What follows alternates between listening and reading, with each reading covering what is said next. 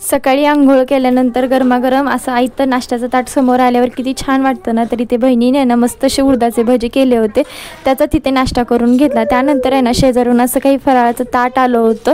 आता चहासोबत आहे ना शंकरपाळी मला तर खूप आवडते। तुम्हाला दिवाळीच्या पदार्थांमधलं चहासोबत खायला काय आवडतं मला कमेंटमध्ये नक्की सांगा। आणि आहे ना इथे तुला माऊ छान असं मी डान्स करून दाखवते असं म्हणत तिने इथे मस्त डान्स करून दाखवला।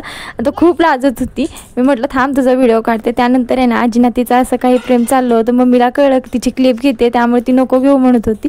त्यानंतर आहे ना मी आले म्हणून मामा मामी मला इथे भेटायला आले होते। तर मामीला आहे ना लकी ड्रॉमध्ये साडी मिळाली होती, तर तेच इथे मला दाखवत होत्या। तर छान अशा गप्पा मारल्यानंतर आहे ना मम्मीने इथे मस्त इथे जेवणाचा बेत केला होता। तर मच्छी फ्राय, मच्छीचा रस्सा असं सगळं तिने बनवलं होतं।